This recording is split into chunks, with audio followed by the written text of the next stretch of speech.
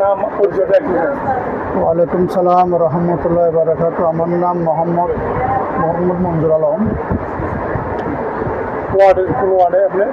আমি 26 নং ওয়ার্ডে বিএনপির কি পোস্টে আছেন? আমি সাবেক সাংগঠনিক সম্পাদক যুব দলের। যুবদল।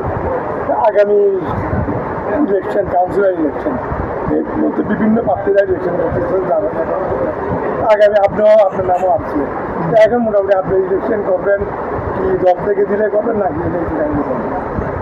ইনশাল্লাহ দেখেন, আমি দীর্ঘ 1991 সাল থেকে বিএনপি রাজনীতির সাথে জড়িত এবং আব্দুল্লাহ লোমানের অনুসারী।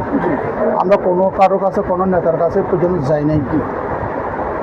এটাই আমাদের একটা মনোশক্তি। কেন আমরা দলকে ভালোবাসি, দলের সাথে ভালোবাসি। এরকম আমরা কোনো ছানাবাস এবং কোনো রকম অবৈধ কোনো ব্যবসা বাণিজ্যের সাথে আমরা জড়িত না এবং সামনেও হব না। কেন আমাদের নেতা একজন গর্বিত নেতা, উনি আব্দুল্লাহ লোমান। উনি এগুলোই পছন্দ করতো না, কাউকে কোনো আশ্রয় প্রশ্রয় দিত না।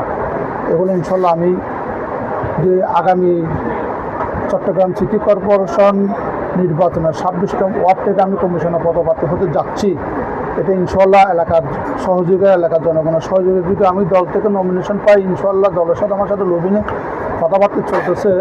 যদি দল থেকে যদি আমাকে দেয় করব, যদি দলে আমাকে যদি না দিলেও আমি এলাকার জনগণের সাথে ইনশাল্লাহ জনগণের আশা আকাঙ্ক্ষা পূরণ করার জন্য আমি স্বতন্ত্র থেকেই নির্বাচন করার জন্য প্রস্তুতি গ্রহণ করে রাখছি। এটা আমার কোনো দ্বিমত না যে নির্বাচন থেকে সরে যাব, কারো ভয়ে হুমকি ধমকিতে কোনো রকম আমি পিছপা হব না। ইনশাল্লাহ যে আপনার যে আগামী যে গত বিগত সরকারের আমলে আপনার তো দৌড়ের মধ্যে ছিলেন, মামলা কি ছিল আপনার? আমি 1991 সাল থেকে অনেক মামলা মোকদ্দমা ডিল করছি এবং মন্দির ভাঙা মামলাতে বিভিন্ন গায়েবী মামলা, আমি অনেক মামলা খেয়েছি। আমার বর্তমানেও বিভিন্ন সময় এখন আমার 8-10টা মামলায় বিভিন্ন রকমের কোর্টে আছেই। এগুলো নিয়ে তো রাজনীতি করে।